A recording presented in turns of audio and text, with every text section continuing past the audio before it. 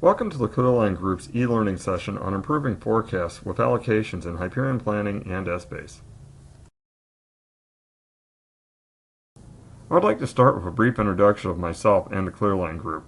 We'll then begin the presentation where we'll cover how allocations fit into forecasting, have a quick review of Hyperion tools and options for working on allocations, and then a sample of allocations within a real rolling forecast that I worked on. I'd like to begin by introducing myself. My name is Steve Light. I'm a director in ClearLine's Hyperion practice. I've got about 17 years experience with Hyperion products. I started on Essbase 3 and I've been certified on every version of Essbase since version 4. I've also used Hyperion Planning, WA, and financial reports along with a number of other products. I'm a frequent speaker at different conventions and user groups, and I've also worked across a variety of different industries. The ClearLine Group is a boutique consulting company based out of Chicago. It specializes in EPM. Our consultants have a long history of working with Oracle's Hyperion products, and most of them have worked together for well over 12 years. Many of our consultants are also certified on the various Hyperion products. ClearLine provides its customers with a wide variety of services, ranging from initial assessments and roadmaps to full implementations and production support. We can also review and optimize existing applications or act as mentors to help improve your staff's skills.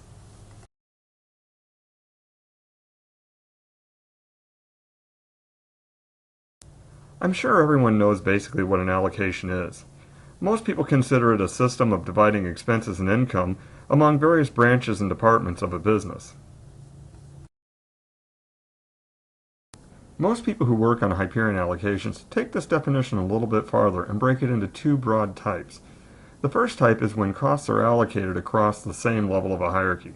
For example, an expense might be spread from one department to many departments, but all the departments are actually at the same level of the organization's hierarchy. This is often used with driver-based components in forecasts. The other common type is when you're allocating from a high level in a hierarchy down to its details. This is commonly used in a top-down or middle-out forecast to push high-level input values into the details of the plan. The first type of forecasting allocation that we're going to review is for a bottom-up plan, where the input starts at the level 0 and is aggregated up.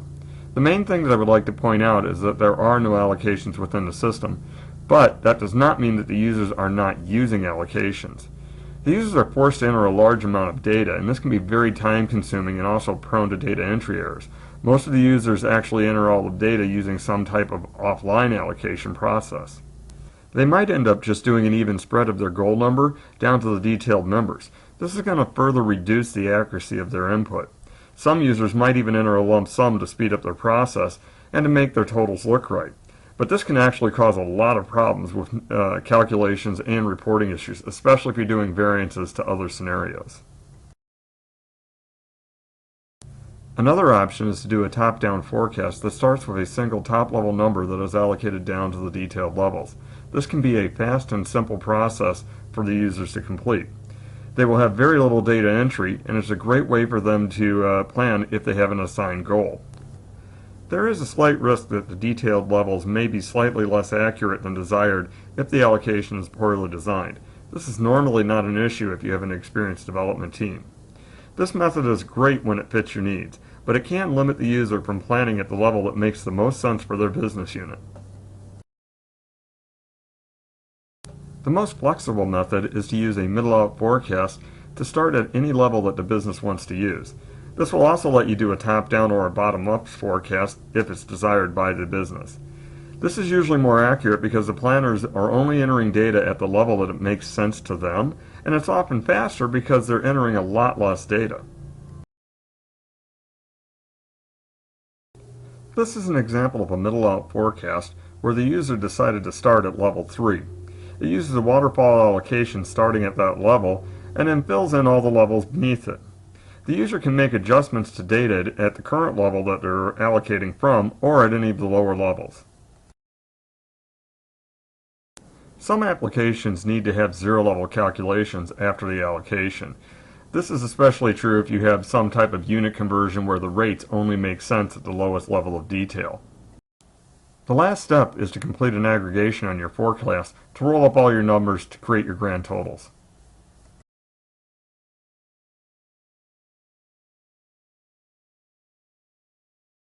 The next section of the presentation will review some options for completing allocations using Hyperion software. Oracle has provided a number of ways to allocate data within the Hyperion products, and there are also third-party tools that can enhance your ability to do allocations. The key is to pick the right tool for the job. Some options allow you to do upper-level writes, while others do not. There are also alternatives that provide better audit trails, and some options work better allocating across the level of a hierarchy instead of down it.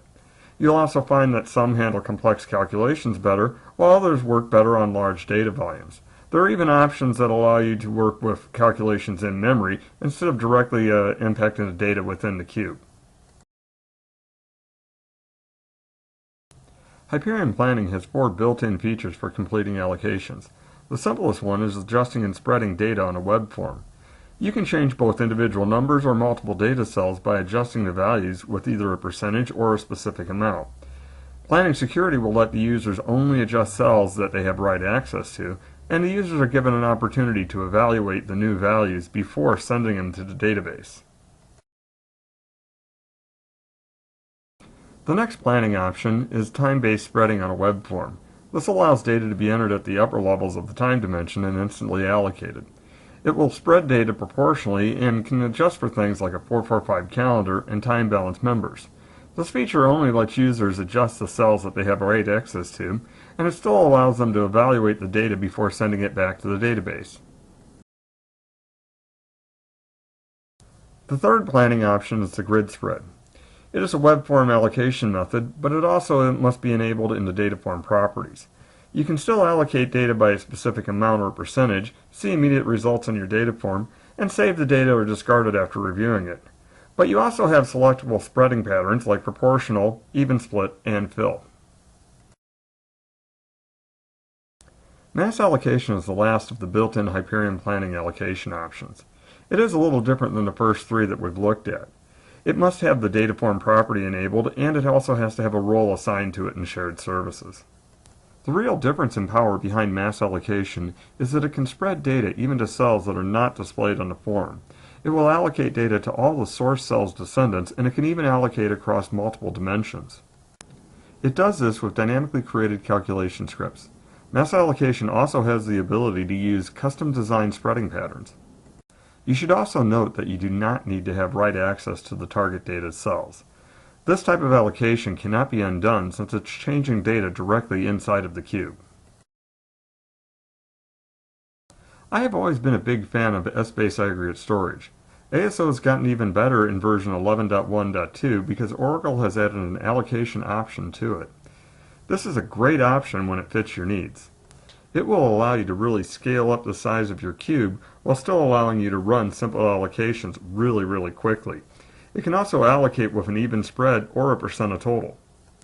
You will need to remember that ASO allocations are not quite as flexible as the BSO options. One of the main reasons is that you can only write back to the zero-level numbers inside of aggregate storage. Another Hyperion option is to use HPCM. This software allows you to do complex allocations with traceability maps, audit trails, data lineage, and user-defined business rules. It can do very complex calculations while still scaling, and the allocation engine supports a wide variety of methodologies. There are also some third-party tools that can help you complete allocations in Essbase. A&M's PACE product is a great example of one. It is a robust and easy-to-use in-memory engine that extends Essbase's spreading and allocation functionality with rapid calculation and advanced what-if modeling. The data is only written back to the Essbase cube when the planner decides that he is ready to send it. PACE includes additional features like built-in business logic along with multidimensional locking and spreading. Of course, you can also create your own allocations with Calc scripts, business rules, or in Calc Manager for either Essbase or Hyperion Planning. It's actually a lot easier than most people think. You can either create your own formulas or you can use built-in functions like @allocate for a single dimension or @mdallocate to do allocations across multiple dimensions. The Essbase technical reference is a great place to start learning about functions like add-allocate. This is the actual entry for the add-allocate function inside of the tech ref, and it shows the syntax that you'll need to learn. It's probably not the most intuitive thing to read, so here's my attempt at making it a little bit clearer. The function is on the left-hand side. Everything else you see are parameters, with the optional parameters being in square brackets. The required parameters include the amount that you want to allocate, the allocation range, which is where you want to allocate to, the method, which is how the allocation works, and the basis member that provides the method or the pattern for the allocation.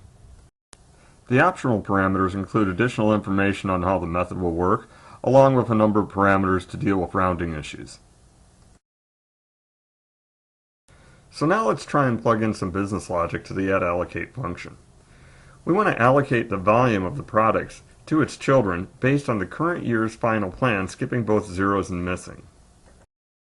The first thing we need to do is identify our parameters. The required ones are the amount, which is products, the allocation range, which are the children of the products, the basis member or pattern, which is based on the current year's final plan, and the method, which is spread. We are also using one optional parameter where we're going to skip both zero and missing values. Now all you have to do is plug your parameters into your formula and you're done. This is what it looks like. MD_allocate works essentially the same way as the allocate function. It just has a couple of extra parameters. You need to specify the number of dimensions you're going to be allocating to and their ranges.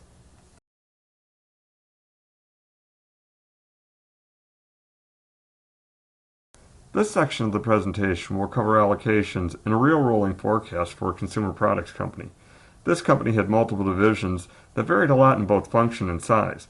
They also needed to have a common corporate view of their volume forecasts. This application was built in Essbase block storage using System 9. It needed to be able to support forecasts with upper-level adjustments that could also be allocated. The system had about 20 planners and about 300 users. This application had 4 years of weekly volume data for over 30,000 products. The company also needed 5 versions for each of 15 scenarios, for a total of 75 combinations. The application was fully automated with error checking and email alerts. It also was able to do currency conversion and scaling on the fly, and had stored zero-level unit conversions. The best part was it was fast. Most of the calculations were done in just seconds, and company-wide allocations could be completed in just minutes. We were able to use transparent partitions to improve performance, but they also greatly simplified both the calculations and the security for the overall application. We also used waterfall allocations where each user could control the level of the hierarchy that they wanted to plan at. In other words, the user can pick a bottoms-up, top-down, or middle-out allocation for their portion of the forecast. They can also control the source and the percentage increase or decrease from the starting point for their forecast. The users have the ability to override any individual values generated by the allocation. This allows them to do a lot of what-if analysis, and they also can quickly restate all the products in the entire company's forecast. So how does all this work? In this case, we built everything using Hyperion business rules, and we used the Hyperion business rule launcher to gather the user input and to start calculations. The first step was to collect the information from the users and to run the setup calculation. The users are prompted for a source. This is the starting point for the plan. They'll pick the data that's going to be copied into it. It could be something like last year's actuals or the last month's final plan. Then they set the level of the product hierarchy they want to work at. This allows them to do a top-down, bottom-up, or middle-out allocation. The last thing they set is the percentage increase or decrease from the source. For example, they might want to do a 10% increase over last year's actuals. Now they're ready to launch their business rule. It's going to clear out the old forecast data, it's going to roll actuals into the historical periods, and it's going to populate the starting point for their forecast based on their input. We use business rules in this example, however it can still work with calc scripts. The only difference is going to be the runtime prompts that you're capturing in business rules are going to have to be loaded intersections to the database with calculations. You'd simply lock and send numbers like 1, 2, and 3 to pick the level that you wanted to work at or your source. You might want to consider doing this anyhow because the runtime prompts are in memory, and if you store the values actually in the database, you can come back at a later point in time and see what the end users picked. This is an example of the HBR launcher screen that the users would see. All they need to do is enter the information that's being asked for and then validate it. The Validate button will make sure that they entered something acceptable, and they won't be able to launch the rule until it validates. This means they have to enter real member names and numeric values that are within the appropriate ranges. They'll be able to launch the rule as soon as the runtime prompts have been validated. Now they can look at their data, make adjustments, or they can even run an optional step to aggregate the database. They might want to roll up the product dimension before they run their allocation to see the impact of their adjustments on their grand total, or they might just want to do a high-level plan and not allocate anything at all. The next step is to actually do the allocation. It's going to do a waterfall allocation from the level that the user requested down to the lowest level of the product dimension. We were able to build in some additional intelligence into our allocation script. It's able to automatically switch between percent of total and even spreading based on the data patterns in the source for individual members. It's also able to identify discontinued products that are being maintained for history. It ignores them during the allocation process. After the allocation, the rule calculates some stored zero-level conversions. Then it's going to aggregate all the measures back up to the top of the product dimension. This diagram shows the forecast process and all the areas that the user can make adjustments or do what-ifs. The user starts the process and runs the setup where they pick the source, level, and percent change to populate their forecast. Now they're able to evaluate data, make adjustments, start over, or move on to the next step. Now the users will aggregate the product dimension. They'll have a second chance to evaluate the data, make more adjustments, or start over again. Once they get the numbers the way they like them, they can move forward in the process. Now they're ready to complete the allocation. After the allocation, they'll have a third chance to evaluate the data, make adjustments, or start over. When the user decides that they are done, they'll copy the results into the final version or into one of the what-if versions. As I said earlier, this is a fairly quick process. I've seen it completed in less than 10 minutes, which is pretty impressive when you consider that it took a few days before they started using this application. Now we'll take a look at the same process from the user's point of view. This user would like to create their October forecast based on a spring plan with a 10% increase. And they would also like to work at their forecast level 1, which is their P&L level. So they enter this information into the runtime prompts on the HBR launcher and run the rule to create their starting point. Only P&Ls 1 and 2 have data in the spring plan, so they're the only two that get brought over to the October forecast, but they do have the 10% increase applied to them. This user decided to make some manual adjustments to the P&L and entered some new data for P&Ls 3 and 4. They also reduced the value of P&L number 2. Now they've decided to run the allocation. The first step of this process is to identify the discontinued products so they can be ignored during the allocation. In this sample, SKUs 2, 18, and 19 are being maintained for history, but they're no longer being produced, so they should not have any data allocated to them. Now the allocation is ready to run. It uses a percent of total based on the spring plan for P&Ls number 1 and 2, but it switches to do an even spread for P&Ls number 3 and 4 since they don't have any data in the spring plan. Both of these methods skip the discontinued products. This is pretty easy to see in P&L number 4. It's completed the even spread on just 3 active SKUs instead of the 5 children. The last step in this process is to complete all the zero-level calculations and to roll up all the measures in the dimension to create all of your grand totals. You've probably already guessed that there's a little more going on here than a simple one-line allocation formula. To some extent you're right, but there are really only 4 allocation formulas in this part of the business rule.